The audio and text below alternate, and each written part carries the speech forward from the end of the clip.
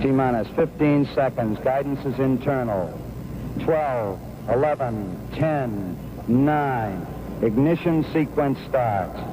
6, 5, 4, 3, 2, 1, 0. All engine running.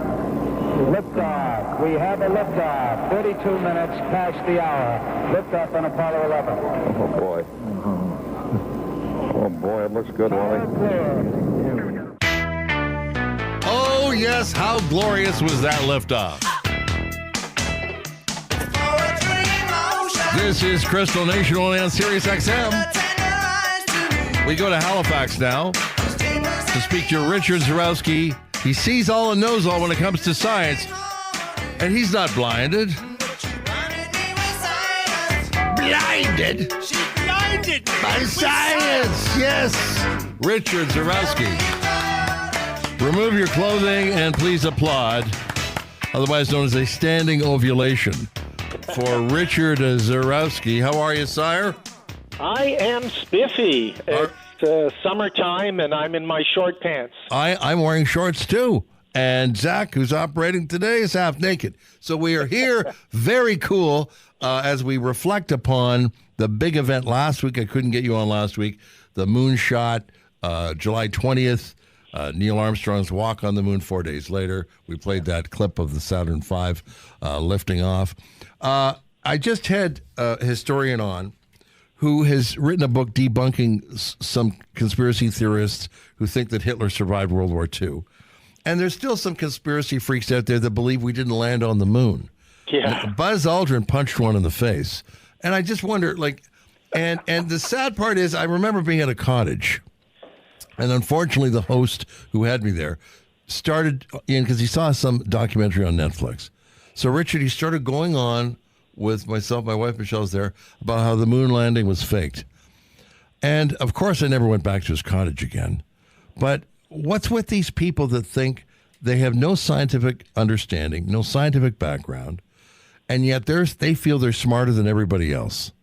Sure, it starts with the flat earthers. It goes to climate change. It goes to the 9/11 conspiracy. Elvis is still alive conspiracy.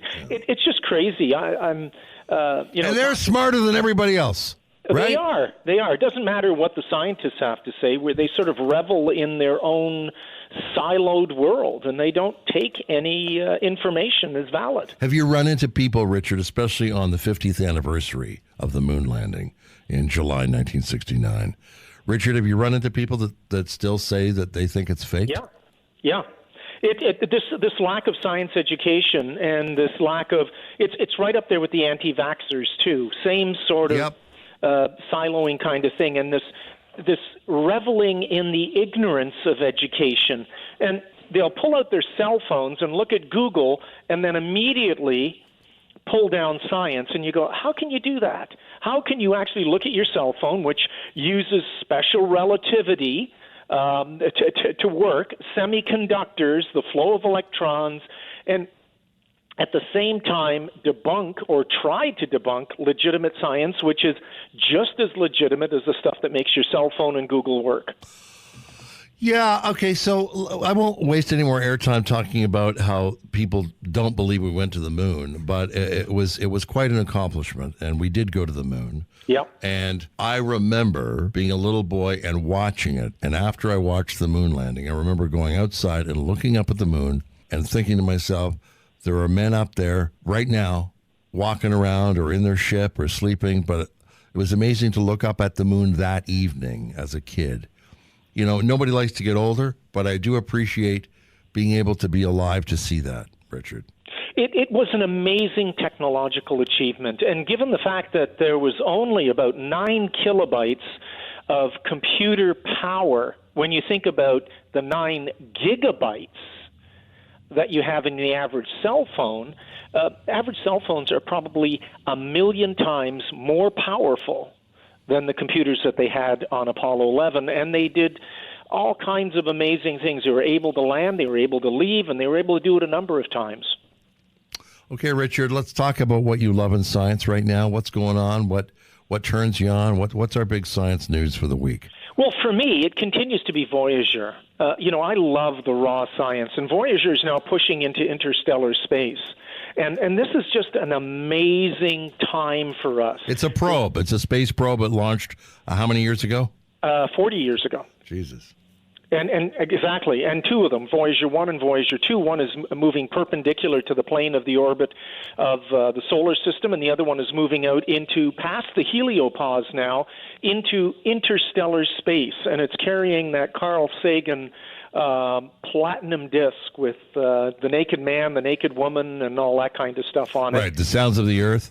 Everything, yeah. Everything. And it is our first venture into interstellar space. So now, some people didn't like it when they did that. They said maybe we should leave well enough alone, because if aliens are something that we bump into, if we're sending a message out for them and they're anything like us, then we may in fact be in deep doo-doo, because we don't think about ants when we're busily building our houses, but we would be like ants to alien civilizations if we were talking about the Kardashian scale of advancement. So, Richard, I want to talk. What are we learning from Voyager right now, by the way? Is it still able to radio back? Yeah, it is. It's essentially like looking for a candle from Earth to the moon, being able to see it. And so it continues to transmit information about the state of what's happening after we get past the shock wave that the sun puts out. The sun puts out a huge amount of plasma and waves of material, ionized material, and there's a shock wave in advance of that, which Voyager has now superseded. And as it heads into interstellar space, we get an idea of what it's made out of. And we get an idea with that whether there's a possibility that life might exist out there. All right, let's talk about this alien stuff, because I know my wife will always look at me sideways. I start watching UFO programs. I'll confess this on the air. I am moving towards the notion that not all of these UFO sightings are man-made or bogus, that given what we know about the numinousness of planets and the numbers don't lie in terms of life, there's got to be intelligent life out there. It seems to me what we're observing is someone observing us.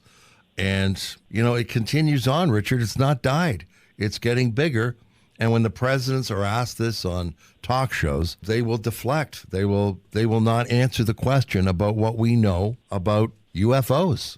So, certainly. You know what I'm saying? I know that you're not a UFO, but you don't buy into that stuff. But I'm just, it's not stopping. The military is seeing these crafts that they can't explain. What do you make of this?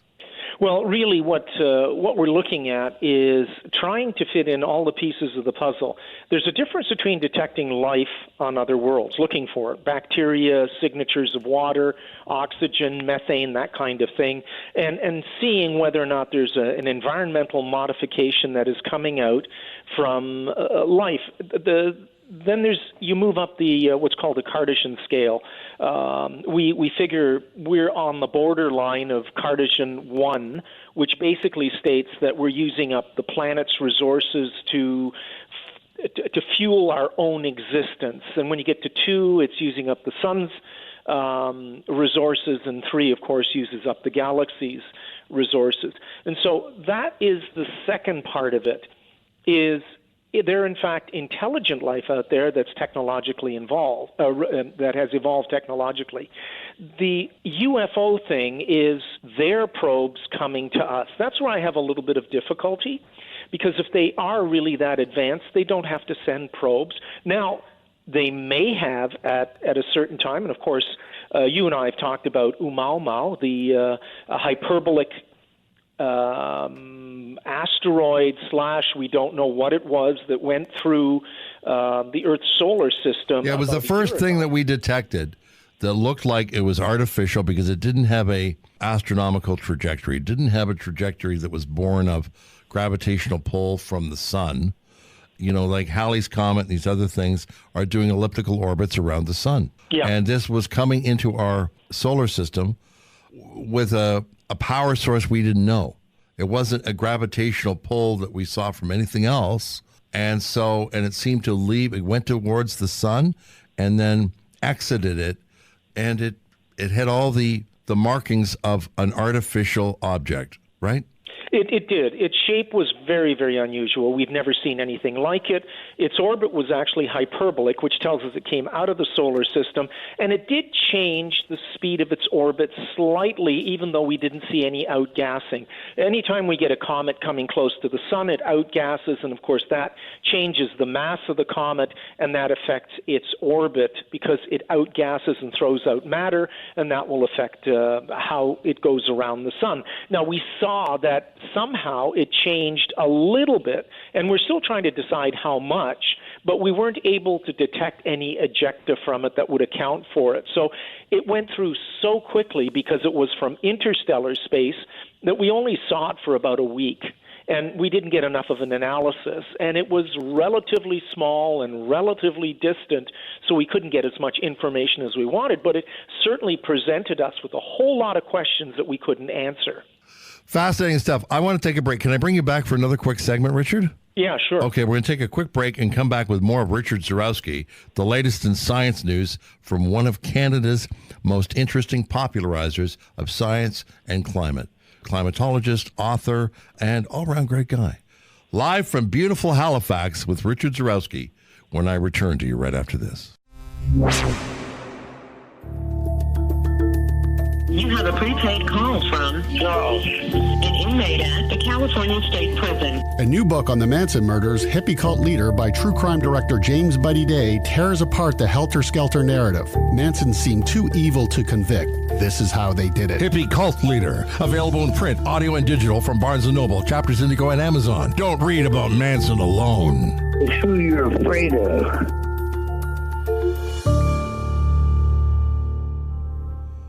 Andrew Krystal with you.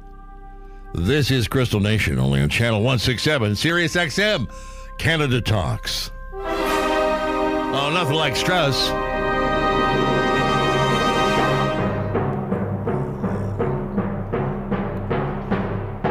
He sees all. He knows all. He is a black monolith.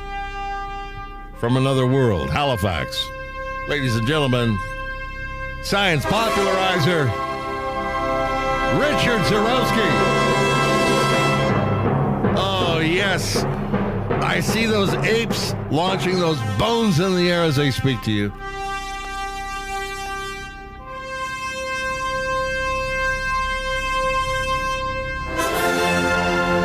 Oh, I see it now. As Kubrick magically morphs that bone into an orbiting space station. Ladies and gentlemen, Mr. Deep Focus, Richard Zett.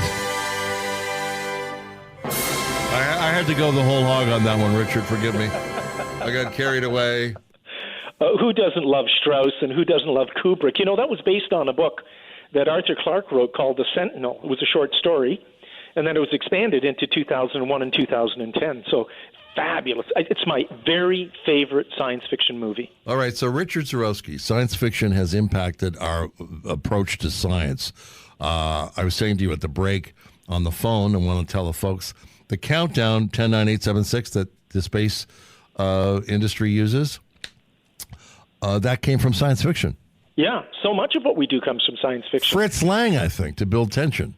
Yeah, exactly. I believe it was Metropolis, was it not? He did the first Woman on the Moon or something like that. But yeah, he was influential in rocketry for the filmmaker, the German filmmaker Fritz Lang, and other science fiction authors have influenced how we look at the space. Period. Yeah. Jules Verne, From Earth to the Moon, etc.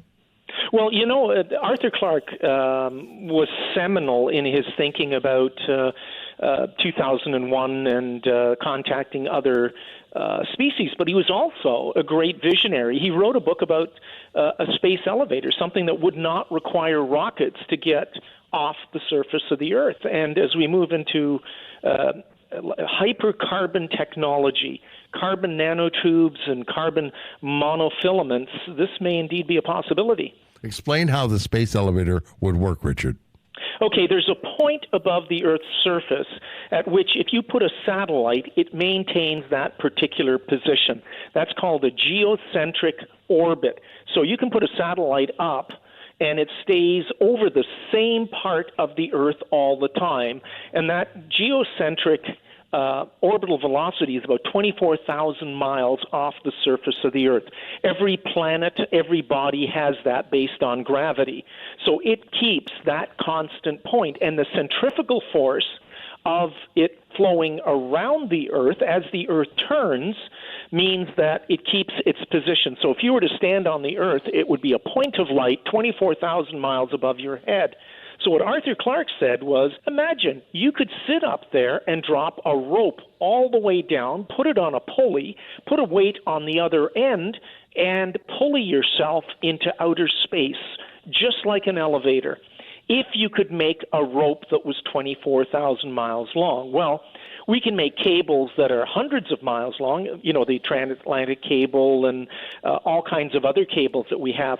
But to create a cable that would be 24,000 miles long and useful, the weight would be just way past our technology, except for the fact that we've developed carbon monofilaments, fibers where we can weave carbon together with unbelievable strength and incredible lightness. So you would have maybe 1,000 tons of carbon monofilament that could lift. You could actually walk up. You pulley yourself up if you wanted to go start at the bottom of the Earth and pull yourself up on this pulley. You could wind up in outer space. Interesting. Fascinating. And he came up with this. And it was his thinking, and he wrote a science fiction book about it, and the science fiction book was based, I believe, in Nepal, where you have the highest point of the Earth, because that extra 7 or 8 miles means a lot getting off the Earth, and so we wouldn't need any rockets. So these are high-tech principles, high-tech applications to low-tech principles, correct? Exactly. The pulley is one of the 7 most basic machines that we have, the lever, the pulley, a shim, that kind of thing. And we are on the verge of being able to make that on an astronomical basis, where we can use technology to weave this type of fiber that is hundreds and thousands of times stronger than any steel cable that we could think of. One of the concerns about the high-tech environment that we're now in, Richard, is that we will turn from post-2019 and the advent of more robotics, which will have a huge impact on our culture in the next 15 years, that we will turn into something that echoes the early industrial revolution, where we have masses of poor, high concentrations of wealthy, very low numbers, and basically an unhappy group of people that have been displaced by industrialization and, in this case, robotics, outsourcing, etc., deindustrialization. And that's where revolutions foment. That's communism, etc., fascism came out of industrialization, which displaced people, and economic downturns. Well, I just read a paper which is very much along those lines, and this paper has to do with brain implants. And there was a scientist in the U.S. that went down into Guatemala, got another scientist to implant brain electrodes that would link him to the internet full time. And what we're talking about here are people who become part of the internet. And so you would live your life out in a virtual world. And we're on that threshold right now. So people would essentially become little nodes, connective nodes on the internet and provide brain power for it and really not live in the real world. And some people are hypothesizing that we'll have colonies, hives of people who will be connected through IT, brain implants, into the internet and really not live in the real world, that they'll actually live in the cyber world. A lot of people are doing that now. Well, they're doing it through their own eyes and ears. This is the first time that we've actually implanted these electrodes in the brain where the brain controls it. And so people would disassociate from their own senses. They'd shut themselves off and use the electrodes as a pathway or a corridor into the internet, and the internet would be directly wired into them. Isn't the Neural Technology Initiative, Elon Musk is doing a lot there? There's an article in Financial Times about that a week ago. And that is an article that's based on a Wired magazine article a month ago. Okay. So they picked it up, and what they were looking at is the ability to pinpoint parts in the brain that you could send an electrode to in order to help people who are quadriplegics and paraplegics. But the next step is to take healthy brains and wire them directly into the internet, which this researcher actually did on his own. And he almost brain damaged himself, but he was able to recover, and they left the electrodes embedded in his brain. But this is the next step. I do see people being wired into the internet and disassociating from the real world. The next step is to download the brain and to make the brain an inorganic element. Yeah, that would certainly be a possibility. So what you're seeing now is experimentation on brains. We now are able to resuscitate pigs' brains after the pig has died and it functions. And so this functioning of brain material after the body dies. So there is hope for my uncle? There's hope for me. Never mind. God bless him. This is scary stuff, isn't it? For me, this is dystopian. We are entering an era where technology is moving faster than our ability to understand it. And at first it was about living a long life, Ray Kurzweil kind of utopia kind of thing. But now it seems to have taken a bit of a shift into something that's a little more dystopian. People will it'll be very Matrix-like. That's what I'm foreseeing. So prognosis kind of questionable, whether our socialization skills as a species and our capacity to organize will be able to adapt to and adopt high tech. Well, that's it. Will we adopt and adapt to high tech, or is high tech going to subsume us? Is high tech going to overwhelm us? We're already seeing it with children, and from an outside perspective where they use their own senses. But the next step is kind of scary. Who gets to do this, and why would they do it? What rights do they have? How do they use your brain? Do you want to be a node on the internet instead of Andrew Krystal? You know, who would have thought that book published in the early 19th century by a 20-something named Mary Shelley, that this book would be so powerful and so prescient and so foreshadowing? And I'm talking about Frankenstein. Well, that's what we're creating. We may indeed supersede our natural selves in the next 15 to 20 years. The question is, will we be in time to get rid of all the potential dystopias that we have ahead of us, including nuclear holocaust and an environmental degradation and crisis? We have a bizarre way of weaseling through these things and muddling through. We'll see. We'll see if we can still bet on that principle to get us to the next leg of our species evolution. Richard, thank you so much. My pleasure, Andrew. I always appreciate it. Keep on evolving in Halifax. Keep on rocking, brother, because I love Halifax, and my brother's in Nova Scotia. Thank you, Richard. Back with more here on Krystal Nation. Don't you dare go anywhere.